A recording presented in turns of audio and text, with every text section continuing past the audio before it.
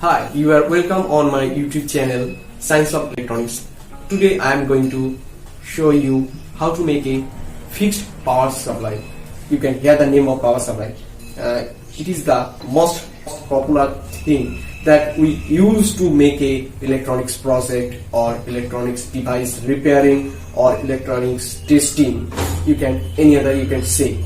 So I am today I am going to show you how to make a fixed power supply. In my hand here it is a universal set-top box smps.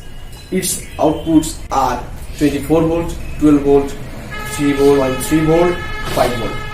So to make this power supply you need some basic things that this is the power supply board or the smps of 4 output.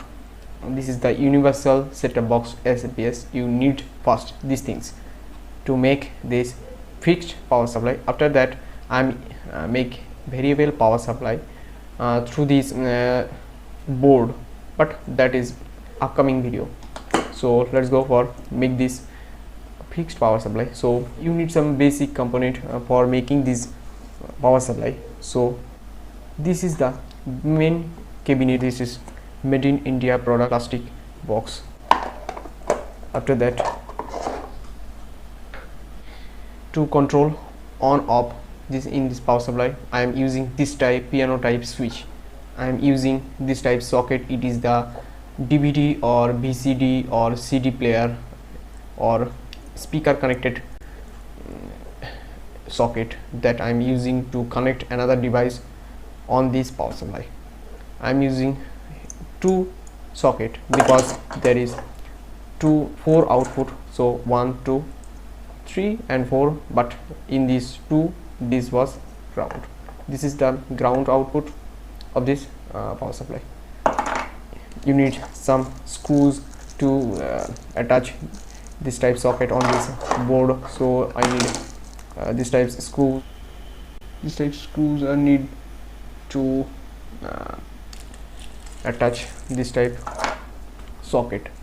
You need this type soldering iron to make high efficient soldering, and this type soldering to make micro soldering on this, or variable temperature control soldering to make any soldering of this board on sensitive part like this IC or this transistor octocoupler IC. And these types you can use this type screwdriver set to screw and unscrew some component or devices or circuits on these boxes. So let's go for make this power supply.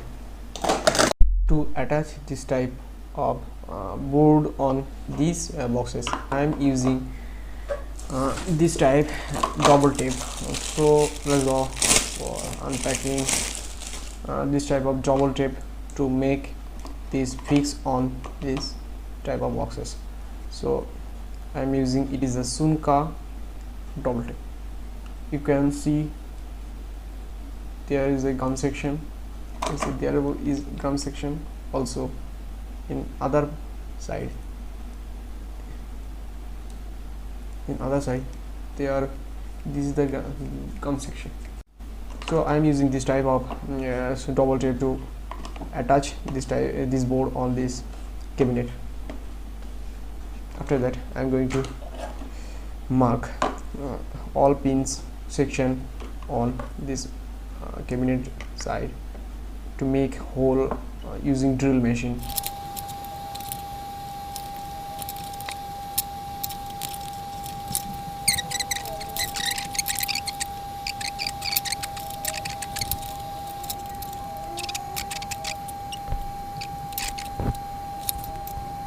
Here you can see the drill has been completed properly.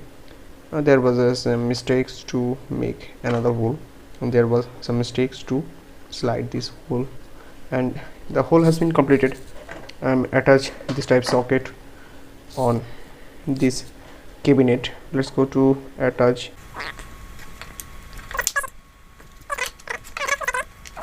Attach smoothly, properly attached. Now I am using this type screw. I need Phillips bit to screw this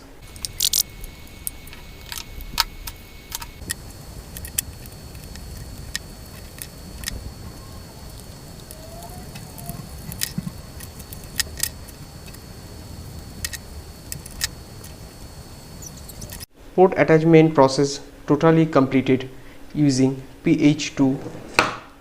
You can see PH2 bit. Here you can see PH2 and drill machine. Let's go for attach this PCB in this cabinet through using this type of double tape.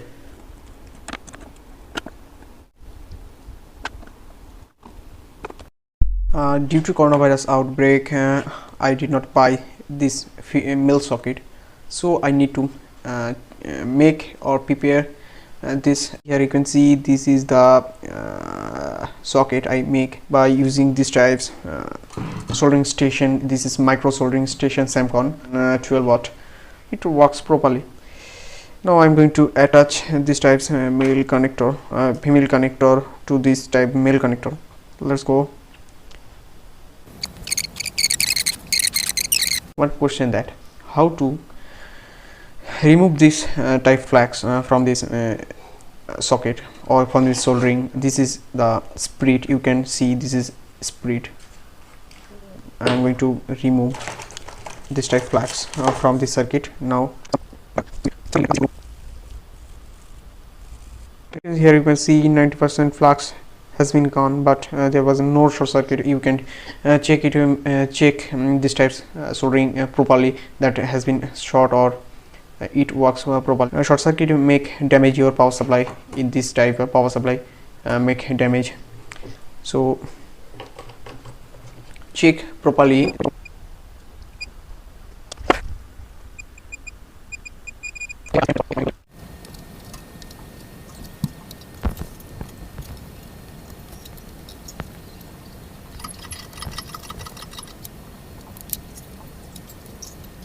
You can see the now the soldering has been totally completed. After that I am adding this type switch. You can see here, you can see this is Colonix switch. You can see the model number RS11 and the ampere rating is 4 amps, voltage 250 volt AC. If we calculate the wattage value of the switch, here you can see the calculator, and now I'm going to calculate this 4 amps. You can here you can see 4 amps 250 volt, and I'm multiplying the power factor 0.8. Now you can see that it can handle up to 800 watt. This mini switch can handle up to 800 watt. Here you can see the 800 watt. Okay, here you can see the I'm cut this section and attach this section, this switch, and here you can see the wire.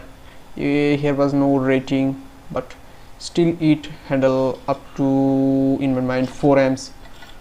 So it is copper cord. You can see it is solid copper cord. Now I'm seeing this section. You can see here this is copper cord. This is not iron core, but is copper, not it single core. It is multi-core wire. Power supply has been totally completed. Here you can see the output voltage. I am written this section 3.3 volt ground, 24 volt, 12 volt, 5 volt ground, but I am select this ground to 24 volt because there was 4 output for ground, but here is one is enough, but I am select 2 switch for ground, and this is empty for variable power supply.